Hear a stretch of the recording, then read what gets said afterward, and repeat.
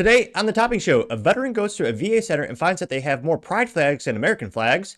The best actress being nominated is actually a man. Biden Whitehouse administration admits a deep state and how they would try to block RFK Jr. Trump approval at an all-time high. I review the cheapest sports cars for sale in 2025. And a Chevy EV is being recalled because, well, it just kind of forgets to stop. All of that and much more on the Topping Show.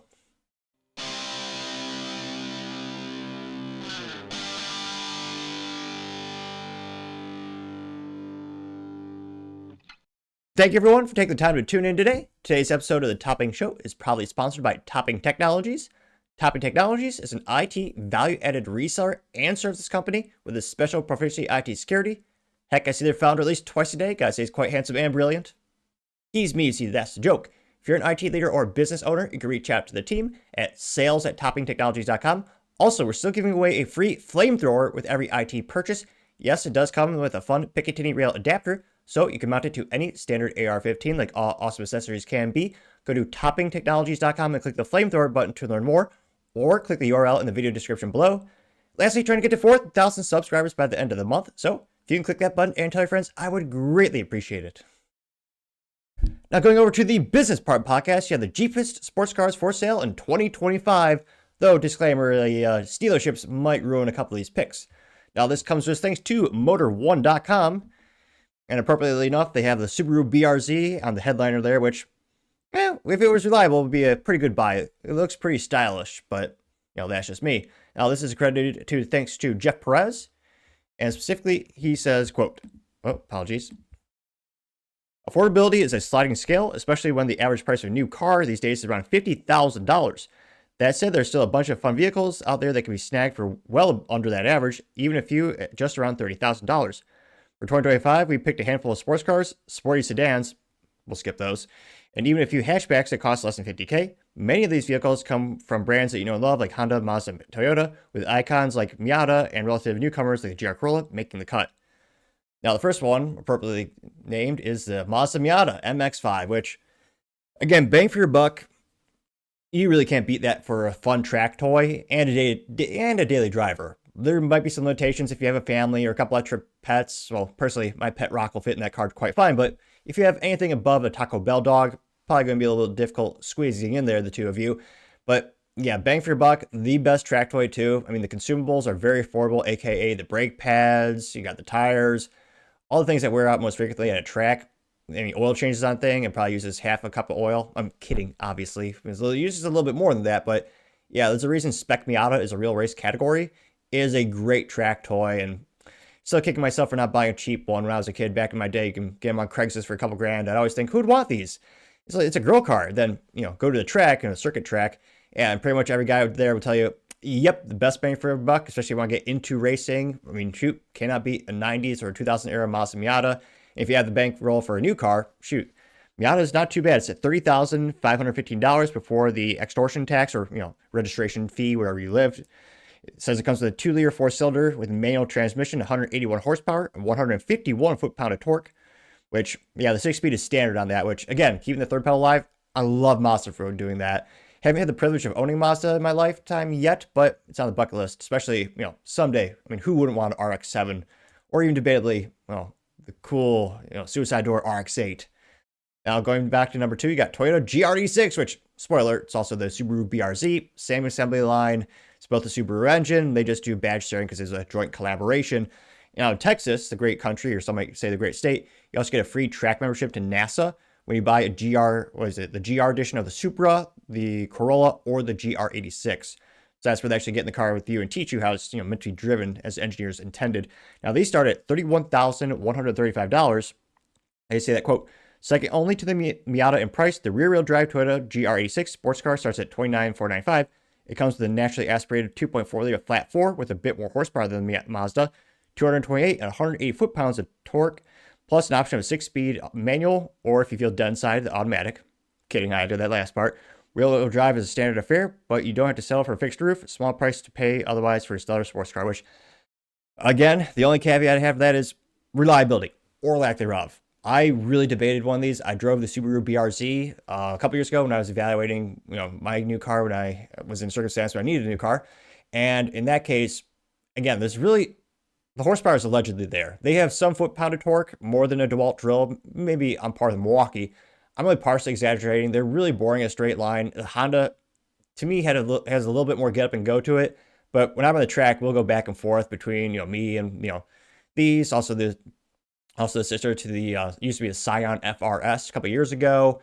Again, great track toy, but just don't expect to be thrown back into your seat unless you do a aftermarket turbo kit or really do some upgrades to it. Now, that being said, I'm a little biased, but I think best bang for your buck, Honda Civic Si. Now, it is disappointing they only come in a four-door option these days, which, I mean, not just, I understand it's an increase in functionality, but it's a little bit bigger. It's aesthetically speaking, kind of looks like a bastardized Audi. It looks okay, but I think the Gen 10 Honda Civic Si looked a lot better in terms of differentiated itself from the standard Honda Civic. This one barely looks better. I mean, you really have to be an enthusiast to know the difference, which I also think that's why the Chevy SS failed years ago, because it looked too similar to the average eye to the Chevy Malibu, but I partially digress. Going to the Honda Civic Si, looks like they now start at, ouch, $33,190, which I don't know. Or sorry, $31,400, which I don't know. I'm spoiled. I got mine pre-pandemic back in 2018. Mine was about $26,000 for a new Civic Si. Love my little mean green machine. And yeah, $31,000. Again, I know inflation, money isn't worth what it used to be thanks to the ineptitudes and or corruption of the U.S. government left and right. But yeah, for 31 grand, I think this is going to be the best bang for buck on the whole list, because it's got, again, it's not fancy hybrid, any of that crap. It's something that is time tested and proven. A 4-cylinder engine from Honda. I mean, Soichiro Honda founded the company making engine, cylinder rings and motorcycles. This is reliable. It's fun. And the consumables are not too bad. HondaParts.com is a great place to get the rotors. My last rotors were a few $100 for the front and a couple hundred for the rear. Brake pads aren't too bad. Those are gonna be less than 200 for carbon, aftermarket, carbon ceramic. Or there's I forget the printer to make up. I get the Hawk brake pads for my Gen 10 Civic for track days, and I don't take them off, so every day drive with them. But yeah, great. The only thing I would recommend doing if you take this from production to the track for safety, I would get aftermarket brake fluid or Castrol racing fluid, where every brake fluid will boil eventually because you're getting that heat up. You want one that will boil at a much higher temperature, so that way after a couple laps you don't have squishy brakes. Which, spoiler alert, if you have the factory, they will.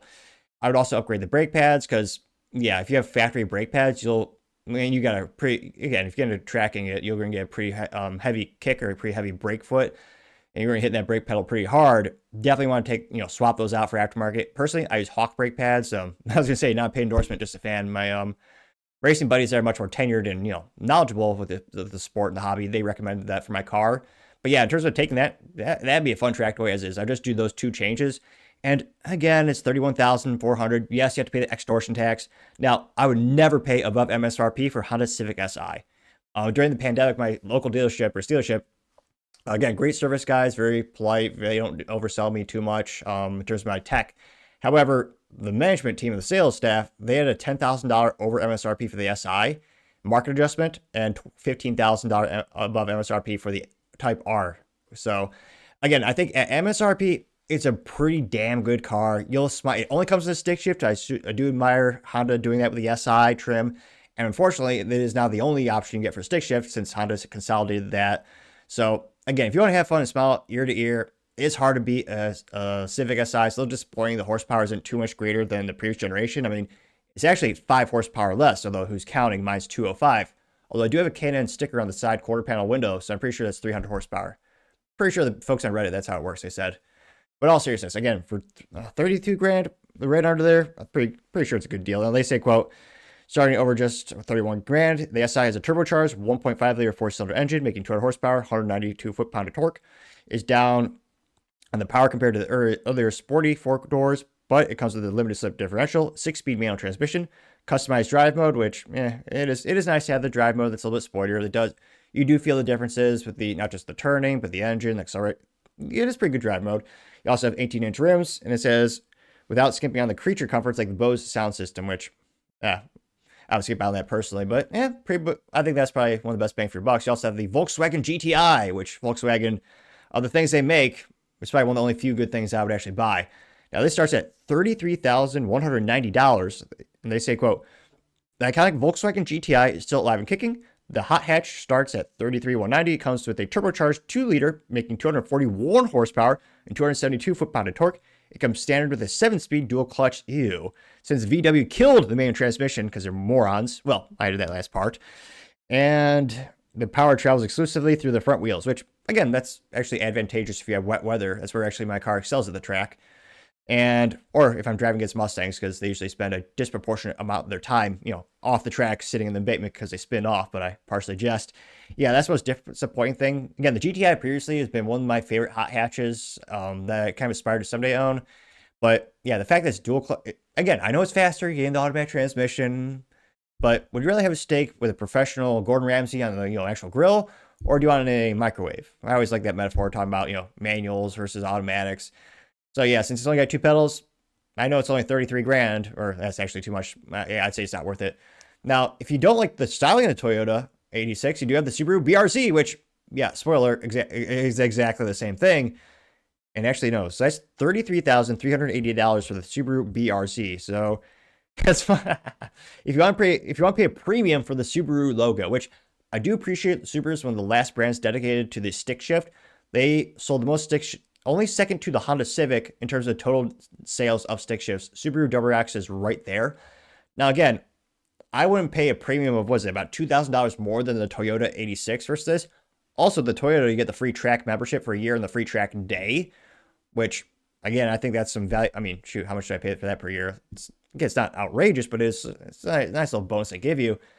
For this, I mean, there's just no reason to buy it. Again, so they say, they even admit in the article, the Subaru BRZ and the GR86 are essentially identical. The two coupes share the same platform and the same 2.4-liter boxer engine with 228 horsepower and 184 foot-pound of torque. The BRZ, though, has a Subaru Starlink infotainment system and EyeSight driver's assistance technology, even with the manual, which is also known as trash. So you're paying more for a little infotainment system which a true driver would not give a damn about.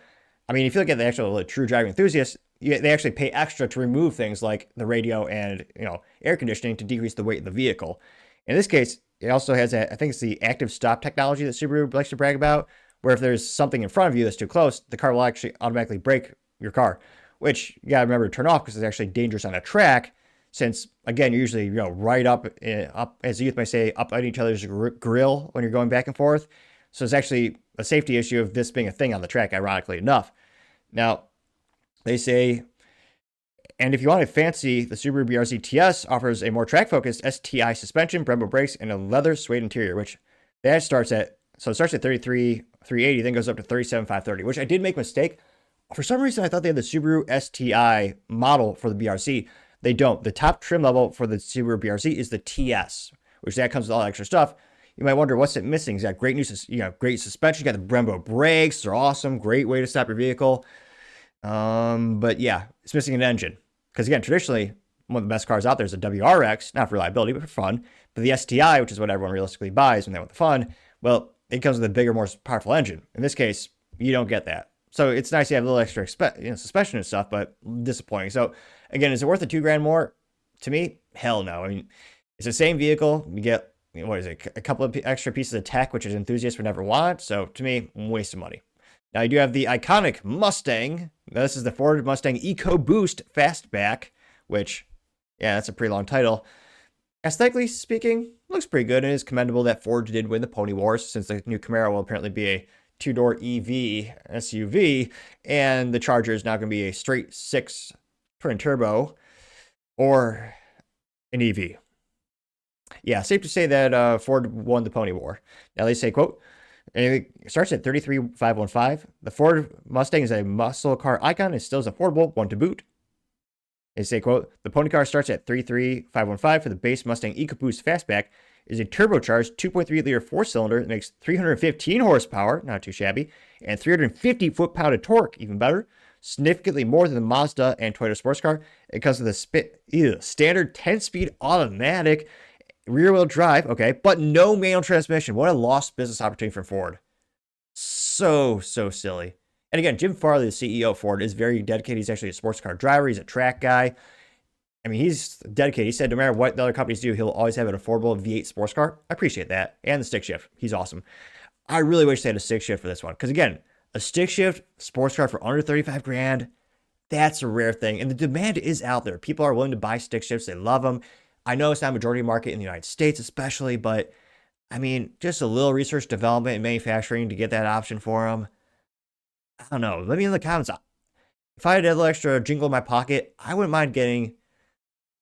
Yeah, I wouldn't mind getting a stick shift four banger Mustang. I know it's a little, somebody say it's an abomination because it's not a V8 Mustang, which, yeah, I understand that perspective, and I partially agree actually. But yeah, you have to save a lot of money to, remember for the repairs. But still, interesting. The entry-level Mustang, not too bad to me. Yeah, you should. That, back in the day, I know inflation's a pain, but it'd be nice if that was a V8 at 33 or 35. But still, you also have the Subaru WRX, which is great, but give us the STI like we all want.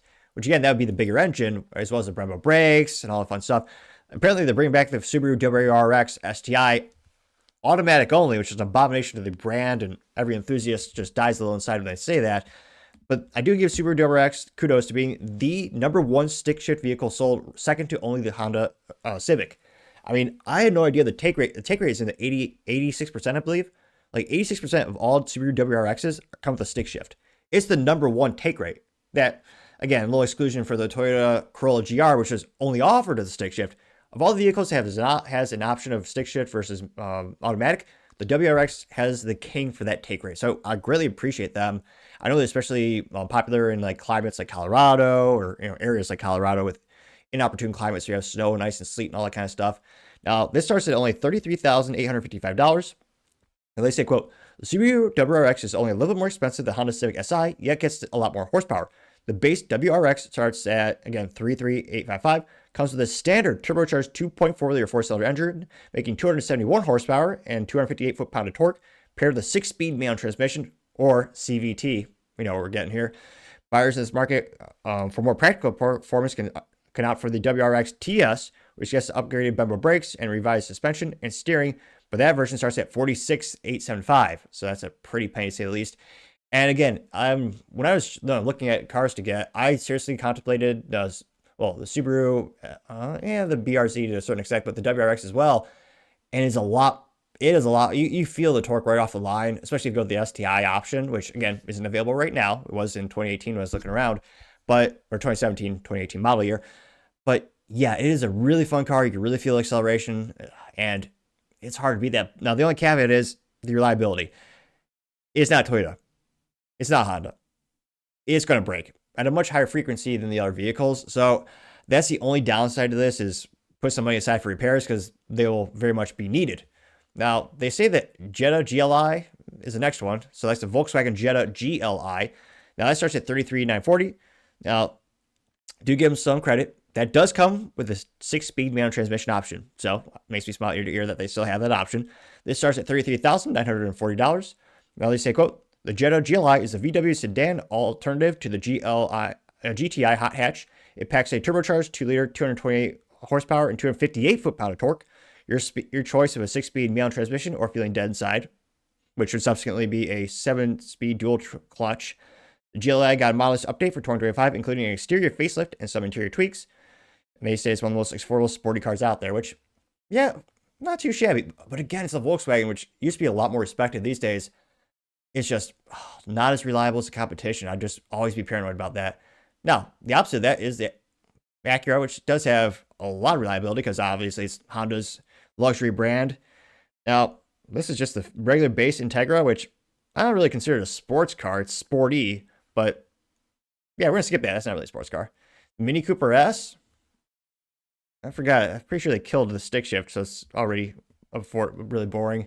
They say the Mini Cooper S isn't exactly the hottest hatchback in the world, powered by a 2.4-liter turbocharged inline-4, makes only 201 horsepower and 221 foot-pound of torque. I don't know, 33. Yeah, right under $35,000. Yeah, I'm not getting a Mini Coupe. You also have the Mazda 3 Turbo, which, I was gonna say it's kind of a sporty, but not really. It's automatic only. Again, almost $35,000. Has a 2.5-liter 4-cylinder engine, got 250 horsepower. Maybe it's just me. It's too big. Yeah, let's not count that either. The Hyundai Elantra N. Now that one, got copious amounts of, I was going to say, it's got so many folds in it. It looks like origami. Actually, in a good way. It's kind of growing on me. I kind of like the indents on the side, too, on the passenger and driver doors. Now, let's say the Hyundai Elantra N is a feisty four-door sports sedan with a turbocharged 2-liter that makes 276 horsepower and 289 foot-pound of torque, paired with either a 6-speed manual transmission or an 8-speed dual clutch. Unlike the Subaru's sports sedan, though, the Elantra N is only available in front-wheel drive. They say that Hyundai updated the Elantra N for 2024. The 2025 model year carries over unchanged with the starting price of, getting a little pricey for me, $35,445. Now, that being said, of all the things Hyundai makes, yeah, if I had to buy a Hyundai, I'd be getting that, bar none. That is a pretty fun one. Now, I also have the Toyota GR Corolla, which I used to have slightly more admiration for because it used to only come in a stick shift, like the Ford Focus ST and the Ford Focus RS. There's a couple cars where they know, like, this is for enthusiasts. We're only going to make it a stick shift. And if you want the privilege of driving these vehicles, you got to learn the awesome, rare, dying skill of being able to drive a stick shift. Now, the only issue is this is the price point as well as the dealership markups. So the Toyota Corolla GR, or GR Corolla, starts at $39,995, which, again, I know money isn't worth as much as it used to be, but for me, it's just, to me, that's just too expensive to be an entry-level sports car. Now, they say the Toyota Corolla GR is one of the most exciting cars on this list. It's a 5-door hatchback with an all-wheel drive option that has a 3-cylinder turbocharged engine making 300 horsepower and 293 foot-pound of torque. 6-speed manual used to be the only gearbox, but Toyota added the 8-speed automatic, which can't believe people are buying. It starts at $39,000, right under $40,000. Again, you're going to the extortion tax, the registration tax, and also the dealer markup. Some dealers are wanting, $5,000 to $10,000 over MSRP, which to me completely gets rid of the that's just, $5,000 to $10,000 over. I would never pay that. That loses all value to me. I don't know. If this was $32,000, $33,000, I think this would be the winner, bar none, bang for your buck. Now, the issue is some people are having issues with warranty claims for this, and these things bursting into flames. So Toyota needs to, I think address the elephant in the room with those. We'll see how that, gets hammered out long term. Now, I also have the Nissan Z, which allegedly exists.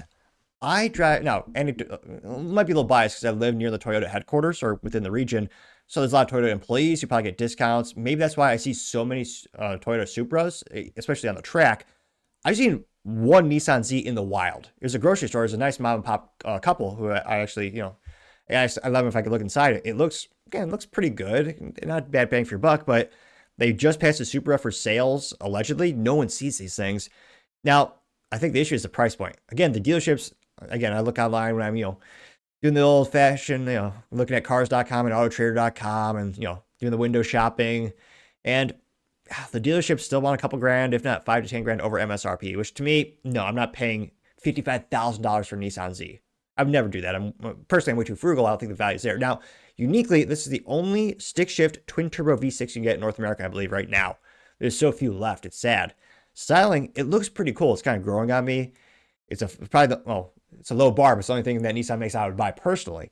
Now, the price starts at $44,110. Now, they say, quote, the Nissan Z looks sharp with its retro futuristic styling outside and modern cabin, but those who look come at a price. The Nissan Z starts at $44,110. Twin turbocharged 3-liter V6 powers the rear wheels, delivering 400 horsepower and 300 foot-pound of torque. 18-inch wheels and LED headlights are standard with either 6-speed manual or 9-speed automatic gearbox. You can get the more powerful Nismo or Z Nismo. That'll cost $66,890, which also comes in automatic only, which to me takes away the whole spirit of a track car personally. Yes, I know they're not as fast, but infinitely more fun with the third pedal. Yeah, to me, this bang for your buck, I'm not choosing the Nissan Z, though. Let me know if you think differently in the comments. You also have the Volkswagen Golf R, which, it's going to say, that one's also automatic only. That starts at $46,890. No one's getting that. Let me change that. 10 people get that. Now, a little biased. I think this one's awesome. The Honda Civic Type R, which, if you can get it at less price, maybe. Now, again, this is the best trim level, the best version of the Civic you can get. Now, they say the Type R is the Civic's ultimate form and far more expensive than the SI sibling. Because remember, the SI is was it 31 or 32? This starts at $47,045 plus the extortion tax that dealers do with the markup. My killer dealer still wants like $10,000 over MSRP, which no one is paying. There's a really good forum on Facebook, or the Facebook, as I call it. It's Civic R owners or Civic Type R group. And frequently in that group, they'll actually tell you which dealerships in the US will sell at list price. And at list price, I think is a pretty good value. Though again, I don't know, it's so much money for a Honda. And I love my Honda. I've had my Honda since it was new. I got about 82,000 miles on it. I've loved every second and every downshift and upshift that car. Now, they say, quote, however, it makes 315 horsepower and 310 foot-pound of torque from its turbocharged 2-liter 4-cylinder engine. A 6-speed manual is the only available gearbox, while stopping power comes from 4-piston Brembo front brakes. It looks meaner too, and a far more prominent grille opening, a hood vent, and a sizable rear spoiler. Again, it cost $47,045 plus markup. Again, it is probably one of the best track toys, and you see them from time to time in the track. They're not too popular. A couple guys in my class had them last time I was there, and the styling looks pretty good. I think they're kind of taking a step back. The Gen 10 Honda Civic Type R, that was probably had about half of the AutoZone store just taped on it, or so it seemed, with all the goofy accessories, all the goofy lines. It looked over accessorized on the outside, almost like too much like a toy. This one is much more subtle. I mean, I think they could have styled it slightly more. Again, an enthusiast will spot this pretty easily. Average person will maybe notice it's a little bit different than Honda Civic, but yeah, if you can get it for list price, yeah, I think this would be a great daily driver too. Obviously, it's got 4 doors, plenty of room for groceries, whatever you need to put in there, your golf clubs, your rifle cases, which is kind of my parameter when I was buying a new car. Will it fit my rifle case? Love the Ford Focus ST, but it would not, in fact, fit my rifle case. And also, I want to make sure I can get to work and back. And yeah, Ford usually can't do that too often. So yeah, that was pretty good. You also have the Ford Mustang GT, which that looks actually pretty good. They're growing on me. Now that gets a little too pricey for me. It's $48,155. Now they say, quote, moving up from the EcoBoost to the Mustang GT unlocks a 5-liter V8 with 486 horsepower and rear-wheel drive. A 6-speed manual transmission is standard, as they should all be by default. However, you can also get a 10-speed automatic. It is also available for extra $1,595. It's still not the most powerful pony car, though. That track-focused Dark Horse is at 500 horsepower. Now those start at like $61,000. I also have one of my favorite vehicles, the Cadillac CT4V, although that's actually, bang for your buck. Just spend the money for the Blackwing. If you're getting the Cadillac, just go a little bit more. Now, this is, the CT4VE. It's not the Blackwing. The Blackwing is the real track-focused one. That one has a Brembo brakes the size as your foot and a great manual transmission. My buddy let me drive his a couple times. It is so much fun. Now, they say, quote, while the high-powered CT4V Blackwing gets all the attention, I mean, it says costs over $60,000. He has a reason for that. All the better things are on it. You can still snag the CT4 with a V badge that isn't nearly as pricey. The version packs a turbocharged 2.74 liter 4-cylinder engine, making 325 horsepower and 380 foot-pound of torque. Which gets it to 0 to 60 in 4.5 seconds. You also can only get an automatic transmission. Yeah, spend the money for the Blackwing. That when you get the V6 twin turbo and you get the stick shift option, which is so successful, the take rate for that is about 50%. So 50% of all CT4V Blackwing and even the CT5V Blackwing, which that one's a V8, people are choosing the stick shift. For this one, yeah, this is not a good bang for your buck. You're getting a Cadillac CT4V. You're basically $50,000 for a 4-cylinder and 325 foot horsepower. Yeah, that is a terrible deal, personally. Again, I'm pretty frugal. We'll see if I ever actually buy a new car again, but it's like, yeah, just for 20% more, ballparking the numbers here. Yeah, get the Blackwing. You'll be a lot happier. You'll smile ear to ear. You get more horsepower. You actually get the racing Brembo brakes. It is, yeah, the Blackwing is just the Marvel engineering you want. If you want an actual sports car, get that. I would not call this a sports car. It's a sporty-ish car, but I'm not going to count it. Let me know if you think differently, though. You also have the Audi S3, which, I don't know why it looks like a cheap Chinese car for some weird reason from that angle. That starts at $5 under $50,000, $49,995. It says if you're in the market for a fancier GTI with 4 doors instead of 5, the Audi S5 has a higher output turbocharged 4-liter, making 428 horsepower and 295 foot-pound of torque. It comes in all-wheel drive standard, and doesn't come with a 7-speed automatic transmission. And yeah, actually wouldn't count that as a sports car either. So if I won the lottery, if money was not a factor, so I could buy any one of these and not worry about the price point, I mean, reliability, fun, standard stick shift, gotta go Honda Civic Type R for sportiest entry level or more entry level sports car for 2025. But let me know your thoughts. Which one of these would you choose? Because as always, be fascinated to hear what you have to say. Now, going over to the cultural part podcast, you have a veteran going to a VA center and finding that they have more LGBT flags than American flags, which, from a cultural perspective, I'm not too surprised, but I think we will see change in the next couple of years as you see a cultural pushback in the United States, or, people wanting to see the American flag because, we live in America, in the United States. And part of the reason, the main, it's almost, I'm so flabbergasted, it's so ridiculous that we have more of those flags than American flags. I mean, the point of the United States flag is to unite. It's literally in the word United States flag. And yet we keep seeing all these other flags. Now this comes to us thanks to End Wokeness on X. And he says, quote, filmed this morning by a veteran at the VA Center in Lyons, New Jersey. There are more Pride LGBTQ plus flags than American flags. The VA needs to ban these nationwide. And this is just a LGBT flag. It is framed and plaqued. So they got a nice metal placard under the flag, which I'm not sure why a flag would need extra explanation. It's a flag. Maybe it was a present to someone, which would be a pretty disappointing present. It's just a rainbow. Yeah, it gets enough minus for marketing. It's pretty rudimentary. But yeah, this looks like it's a framed flag. Let's hear what they have to say. They got a framed one, then they got one standing up. I'm surprised they do still have an American flag. That's pretty rare these days in government buildings.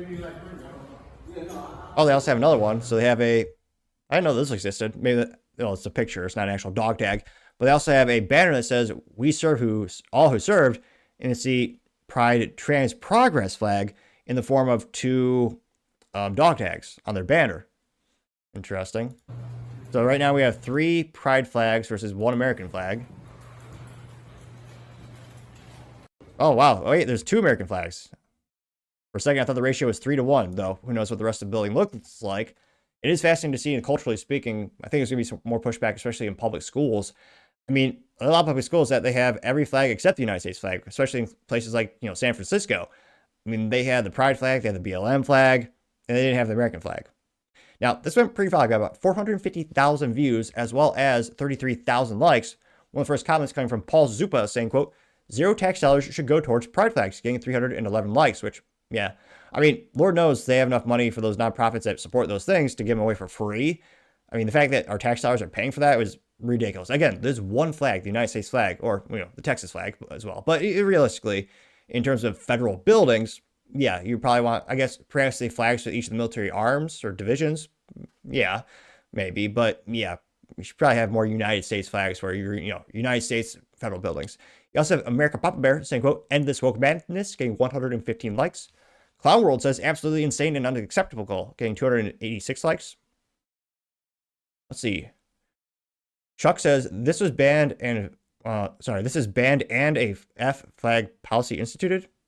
And 1 flag policy instituted. 2 things need to happen. 1, people need to get fired until the point is successfully conveyed. 2, more important, the HR department in every government agency needs to be torn down, rebuilt." Getting 281 likes. Yeah. The HR department, can't believe how dead inside you have to work there. I'm only partially kidding. Sideshow Mel says, "These flags need to be removed from any place that accepts federal funds. The government is not a political organization. Gay pride belongs in parades, not government buildings," getting 192 likes. Isaac says, "This disgusts me. The VA should have 0 flags that are not American. The Pride Mafia flag is a hedonistic flag for maybe 2% of the population. Stop advertising them and advertise what our soldiers are fighting for, America," getting 137 likes, which a lot of people might argue that maybe they're fighting for the Pride flag, since a lot of government embassies have the Pride flag, and even more instances the Pride flag versus American flag. We also have John Hall saying, I'm a consumer of the VA system. I can tell you from personal experience that there are many DEI employees in the system," getting 89 likes, which, well, of course. Email Strong says, quote, "America under Biden is unbelievably gay," getting 148 likes. Do we have a contrarian statement, perhaps? Someone by the name of Flagpole says, quote, "I'm so confused. The men and women didn't fight for that flag. They fought for the people's right to express themselves, but they fought for the American flag and the flag that it stands for. Get rid of the rainbow and put the American flag up," getting 4 likes. Let's see. So not too many contrarian statements. So it has a couple of those pride flags, which they had the circled one and the umbrella, which ironically looks like the umbrella organization from Resident Evil. That logo on top of the flag, they got 100 likes, which I don't know. Big Flag is they are doing good in terms of big flag business. Every couple of days there's a new flag design. And yeah, they're just making those flags. There's no tomorrow. Let's see. Yeah, not too many contrarian statements here. And again, we will see. I suspect Trump Vance will remove these from a lot of these buildings. And shoot, imagine how much of the U.S. federal budget is spent on flags, especially flags you don't need. So I think, especially this new administration and cultural shift in the United States, there's going to be less of this. But let me know your thoughts and comments, because as always, be fascinated to hear what you have to say. Other interesting cultural news, you had the Best Actress nomination being a man. Now, this comes to us thanks to Libs of TikTok, which she says, quote, Justin Carola Sophia Gascon, a man pretending to be a woman, has been nominated for Best Actress for the Academy Awards. Which, yeah, look at the size of those triceps. Just bulging out of that dress. Makes me think I need to do more skull crushers at my gym. Yeah, my biceps, as the youth might say, are not at all popping. The suit covers up a lot, though. And, yeah, he did grow his hair out pretty long. But, yep, abolished a man pretending to be a woman. And, of course, I'm sure Hollywood will award him with accolades and awards. And I'm sure they'll mention the word brave no less than 18 times during the nomination and description. Now, it shows how little I know about Hollywood. I can't remember last time I went to a theater to see something. I can't name a single movie this person is in. Though, that being said, what was the last movie I actually saw in theater? I think I saw Super Mario Brothers because some friends had a party. But nevertheless, this got right about 850,000 likes, or views rather, and 10,000 likes. One of the first comments I'm a little disappointed comes from Planet of Memes, but they did not in fact respond in meme form. A little disappointed. Now he says, quote, where are all the feminists? The ACLU, question mark, gained 360 likes. Good question. Yeah, they can't define what a woman is, but yeah, where are the feminists trying to stick up for the real women? That's a big division in and of itself, culturally speaking. Gunther Eagleman says, quote, the mental illness runs deep in Hollywood, gained 1.7 thousand likes, which, yep. Paul Suzupa says, quote, Hollywood continues to set women back decades by pretending they don't exist. This is unconstitutional. Getting 1.1 thousand likes. I mean, again, it might be abhorrent. I don't agree with it, but I mean, unconstitutional. I mean, Hollywood is its own private organization, or in this case, what do they call this silly awards? Is it the Academy Awards? Best Actress? I mean, it's not like a government or a federal accolade or award. So, I mean, I don't think it's unconstitutional, but, you know, let me know in the comments. Libercat Media TM says, as a trans flag, and says trans women are men, gained 708 likes. Valentina Gomez says, quote, no such thing as a chick with a dick, gained 1.1 thousand likes. Cash Loren says liberals are making more awards worthless by turning them into woke participation trophies, gained 379 likes. World Hall of Fun says, quote, so a man who pretends to be a woman acting as a gay pretending to be a woman gets Best Actress nomination. This means that actual talented women get bumped from for a man who can't succeed in his own gender. Got 1.1 thousand likes. Yeah. Leah Thomas, anyone? Let's see here. Not seeing any contrarian comments here. Couple of memes of people saying, tell me I'm a woman. Sarah Smith says, Pedo Wood says, boycott Hollywood because propaganda, perverts, and pedos, getting 114 likes. Which, it's pretty easy to boycott Hollywood. Again, I can't remember last time they made a good movie that would actually warrant paying to go to a theater, let alone take the time to actually watch. I mean, the Fast and Furious movies are entertaining, but at this point, they're just such a... I mean, it's basically just a comic book in terms of lack of a storyline and just big explosions go boom. I still can't believe Michael Bay isn't the director for most of them. But that might be another good question for the comments. When's the last time Hollywood made a movie worth watching? I can't remember. But, yeah, let's see. Yeah, not a single contrarian statement. But again, it's Hollywood. They'll keep doing this for a while. It'll be interesting to see if their sales actually decrease even more this year. Maybe Disney will actually make a profit on some films. Maybe. If they get rid of the ideology, I think they will. But let me know your thoughts, because, as always, be fascinated to hear what you have to say. Now, going over to the political part podcast, you have the Whitehouse admitting that deep state is real and will try to block RFK Jr. As a wise man once said, yesterday's conspiracy theories are today's reality. Now, this comes to us thanks to the best, I would say the best reporter bar none, James O'Keefe. Says, quote, Deep state is real. White House advisor reveals how bureaucrats protect its own interests, predicts bureaucracy will crush RFK Jr. for HHS. If given order, I would try to resign or block it. And again, go to James O'Keefe's profile. It's James O'Keefe 3 on X. It's about 15 minutes long. We'll watch like the first minute or two to get the gist of it. But yeah, definitely go to his profile for the full story. And this is undercover reporter interviewing Byron Cohen, who's a White House advisor, Office of Pandemic Preparedness and Response Policy. Which, fascinatingly enough, he doesn't have short pink or blue hair. So I mean, it's kind of a shocker to me. People joke about the deep state, but like to some degree it's real because they have ways that they can slow things down or block you without you realizing it. Meet Byron Cohen, an advisor at the White House. RFK Jr. is a very bad pick for HHS. There's a good chance that the bureaucracy just crushes him. The fact that so many traditional politicians hate RFK Jr. just makes me love him even more. Again, he says some crazy stuff I don't agree with, but overall, can't help but think RFK Jr. is on point, and also there's a reason he's never been sued by Fauci for the books he's written about him. Is there anything that you're gonna do? I would consider like slowing things down. I can't really think of anyone who I would less rather have be president than Trump. Can you give me an example of like how you think they'll do it when RFK gets in? One thing you might be able to do to like sort of make him think like something is happening when it's not. The White House advisor explains how the administrative state creates deceptive commissions to hinder executive decisions. One of the ways you can slow things down in a bureaucracy is you can commit to studying something. Put together like a commission. Mr. Secretary, we're going to put together a commission to study the safety of fluoride in water. Mr. Secretary, we're going to put together a commission to study vaccine safety. And we'll let you know when the report comes out. And he'll be like, yes, great. And then years will pass and nothing has happened. A sophisticated bureaucrat can do a lot to run around an unsophisticated political appointee. Byron says that when it comes to certain policy positions, subverting the will of the people is justified.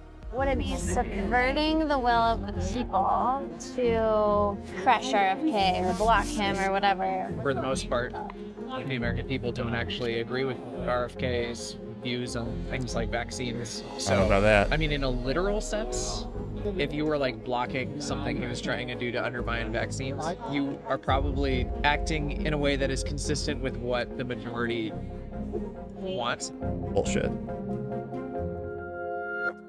Again, this is, so you titled this OMG investigates dating the deep state 2025, which part of me always feels bad for these guys because Lord knows dating is hard enough as it is in 2025.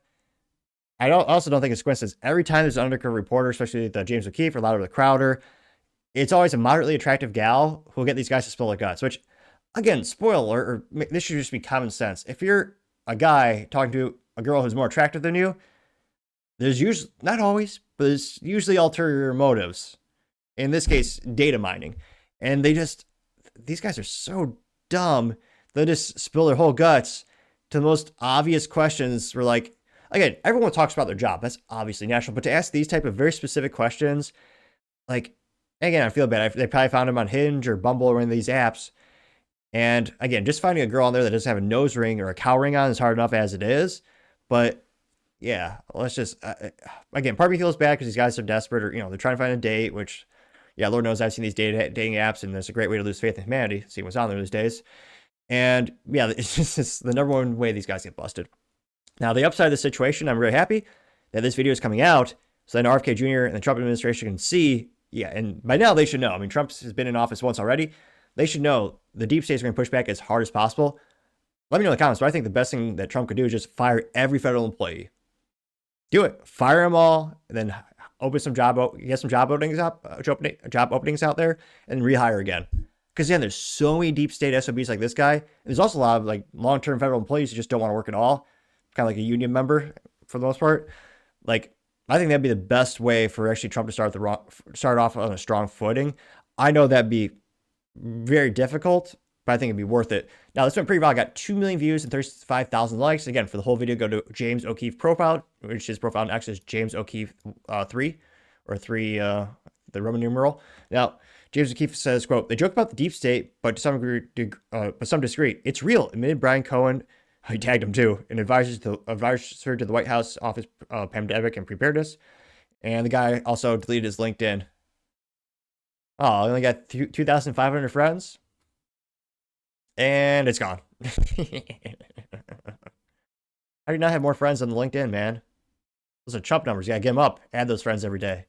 Now, going down to the comment section, one of the first ones comes from James Lasher saying, quote, "It's great to have them admitting this on camera, but they are just confirming what people pay attention to already know.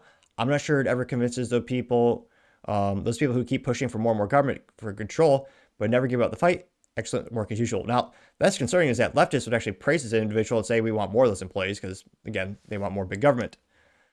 Scrolling down more and more, you have Libercat Media TM doing the meme from The Office. But Jim looking at the whiteboard says, quote, "When a Democrat says threat to our democracy, they really mean threat to their corrupt bureaucracy." Getting 448 likes.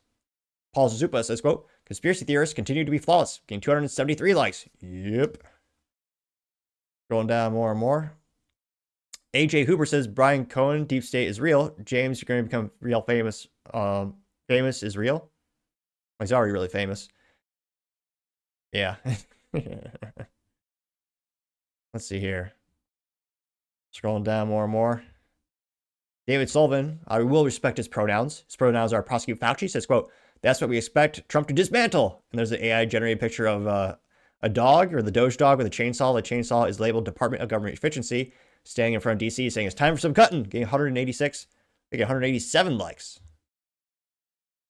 You have Ken DeLay saying, quote, "The answer to the issue is the 1978 Civil Service Reform Act. With a EO from the president, they can remove PPP protection and make unfireable bureaucrats fireable." Getting 117 likes, which, yeah, I know Vivek actually said during his presidential campaign that he thought he would just fire, half the federal employees by random, or, and I think he even floated the idea of just firing them if they were a even versus odd social security number. That way, again, you're not discriminating. You're just saying half the government employees, get rid of them, which I think we should start. I mean, if you can just cut half, that's a good starting point. Crooked Joe says, quote, "This is treason. Enough playful, nice, and sugarcoating it. Call it what it is and make an example of the likes of which make people shudder and thought of going down the same path as this traitor." Getting 472 likes, which, yeah, they should definitely. I mean, we used to actually try should put people on trial for treason, but again, if you're a leftist, you get away with anything. Brian Cohen also locked down his profile on the X. He only had 292 followers. Not to brag, but I have 270 followers on X Twitter, The Topping Show. Let's see. Yeah, pretty much everyone just agreeing. Brett has the meme of Dave Chappelle doing the "gotcha, bitch," getting 16 likes, which is probably the worst Dave Chappelle impression of all time. But nevertheless, I went for it. Liz G also says, "Is there a single honest person in Washington, D.C. other than Trump and his team?" Getting 228 likes, which it's probably 3 of them, maybe 4 if you're optimistic. Sailor Jim says, quote, "These are the morons who have been running a government. They think they know best. They have kids as advisors." Getting 22 likes. A lot of people having memes saying "drain the swamp," which hopefully he does. Brandon Kamawu says, quote, "He calls treachery sophistication. This is reprehensible. Why are we 36 trillion in debt again?" Getting 150 likes. Well, that's also because of the ineptitudes and or corruption of Republicans and Democrats just spending more and more money and not living within our means. I personally think it's the goal of the national debt is to sabotage our country. Again, they just keep spending way too much money. I mean, shoot, when Biden was in office, the U.S. was wasting $500 million to the World Health Organization, an organization that doesn't do a damn drop of good for the average American. But again, not too surprising. Again, great undercover reporting by James O'Keefe, and hopefully we see more of it. And let me know in the comments if you think these type of reports, again, do you think they're just confirming what people already think on the right? Or do you think they're actually, this new information is actually changing over and winning hearts and minds of people over who didn't realize this type of corruption exists in the government? Let me know, because as always, be fascinated to hear what you have to say. Other interesting political news, Donald Trump has a record rating for approval at an all-time high, over 50%. Now, this comes to us thanks to End Wokeness on X Twitter. He says, quote, "Trump approval rating just hit an all-time high." Now, this is according to Real Clear Politics. It's a poll average, and Trump is up 12.3%. It's approval rating at 52.3%, which is astronomical. Now, 40% of people actually disapprove of him, which, again, given all the executive orders, are those just the traders who want to keep the border open and national debt high? Like, yeah, Didn't go as far as I thought. I got about 240,000 views and 10,000 likes. But yeah, a record number high. Now, anytime a president goes into office, there usually is a quick little bump. He's also done so many executive orders that I think are vital to restoring the United States. I think, especially freezing regulation, businesses are going to like that and eventually starting to cut some of that regulation and starting to actually protect businesses. I think you're going to see this approval rating go up even more. Now, one of the first comments comes from Craig Chamberlain, who says, quote, Trump might be the first president in my lifetime who has followed through on his promises, and he somehow managed to do a chunk of it in 3 days. There are over 1,092 days left. What are the other 1,092 days going to be like? Getting 81 likes, which, yeah, again, he's one of the few politicians I've ever heard in my lifetime who actually fulfills his promises. I'm really impressed he actually did give a full pardon to Ross Ulbricht, the founder of Silk Road. I mean, yet another reason every libertarian should have voted for Trump already. I mean, the fact that, again, no real libertarian would ever be so mentally vacuous as to vote for Kamala Harris. But I understand some of them did vote for the libertarian candidate, which is, I think, especially a waste of a vote when you look at how the current libertarian candidate had a lot of leftist policies that they favored. There's one of the worst representations of the Libertarian Party, in my belief. Yeah, so again, Trump, very famously, I think he was the first Republican candidate to actually go to the Libertarian Convention, the Libertarian Party, and actually tell them, like, hey, if you vote for me, I'll pardon your hero, Ross Ulbricht, the Amazon and the Jeff Bezos of basically the dark web, and everything was for sale there. And Trump did it. He gave him a full pardon. So again, Trump's fulfilling more promises. In terms of the promise fulfillment ratio, I think he has to have the highest of every president in my lifetime. Now, you also have AKA saying, quote, incredible approval rating. The adults are back in charge, getting 63 likes, going up like an NVIDIA stock. Paul Zupa says, quote, good grief, that's awesome, getting 7 likes. Anti-woke memes, a little disappointed they did not in fact respond in meme form. Anti-woke memes says, quote, all of this winning is making America happy, getting 14 likes. Gunther Eagleman says, quote, it will only go even higher, getting 133 likes. Sarah Smith says, there's a reason Trump's approval rating is at all-time high. It's a election results map from the presidential election by district and shows an overwhelming majority of the United States is all deep red. The exception is cities, which again are famously all blue. You can also argue Oklahoma is the most American of all the states because every single county, every single one of them voted red. But well, yeah, let me know. Do you think so? Again, it's already pretty good, 52.3%. Do you think for the next couple of months, do you think the approval rating will go even higher? Or because of his more policies and more executive orders, do you think it actually might decrease? Let me know your thoughts in the comments, because as always, it'd be fascinating to hear what you have to say. Now, going over to the business blunder of the day, you have Chevy recalling one of their EVs because it forgets how to brake.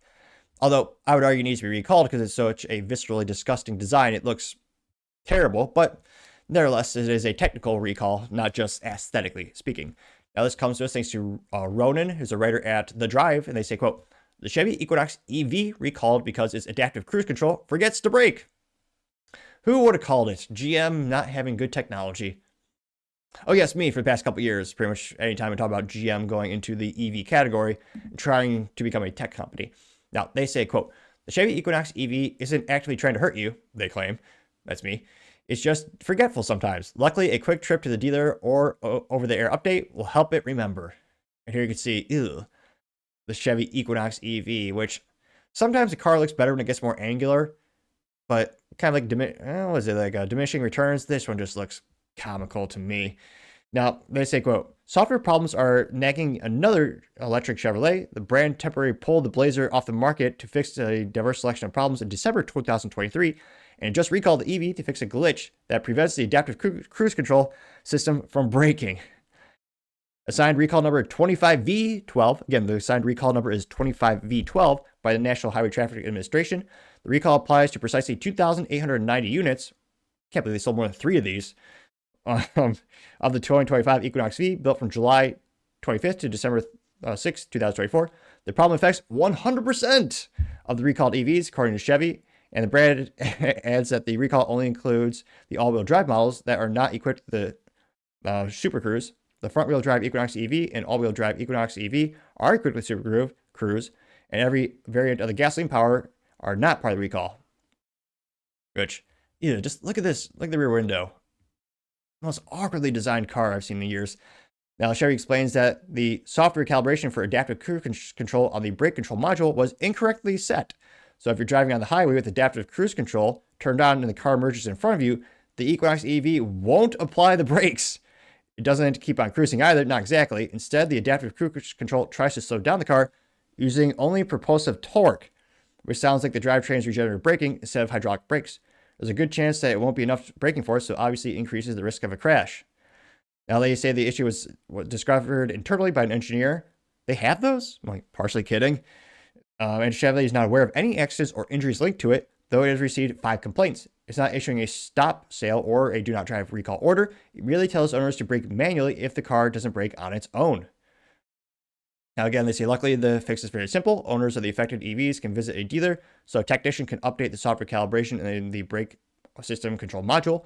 Interestingly, some unsold models can bypass a trip to the service bay and receive the software via the over-the-air update, which they say that they will start to tell owners of this on March 3rd, 2025, which, again, just tune into the show since it seems half the business blunders are automotive related, which makes sense. There's over 10,000 components that make up a vehicle these days, some up to 30,000. So a lot of vectors of failure where things can go wrong. Some companies have a disproportionate amount of times where things go wrong, like General Motors. And again, not too surprised, Chevy has yet another recall. This one a little concerning. And again, you usually want to be able to brake. So thankfully, again, no one's been hurt from this, but still, I mean, Mary Barra, the CEO of General Motors, is very passionate about going to EVs. This is where they're putting a disproportionate amount of their research, development, and engineering resources into. So to have yet another recall on the thing that you're trying to define your company by, gotta say, GM, the Chevy recall has to be the business blunder of the day. Thank you, everyone, for taking the time to tune in today. Again, try to get to 4,000 subscribers by the end of the month. So if you can click that button, I greatly appreciate it. Also, give me a thumbs up, thumbs down, or comment. It's a great way to give me some additional feedback, letting me know how I can make the show better and better. Lastly, don't forget to take time to tell your family, tell your friends, tell your coworkers, heck, tell your enemies, tell anyone and everyone. Just stay safe and fight the good fight.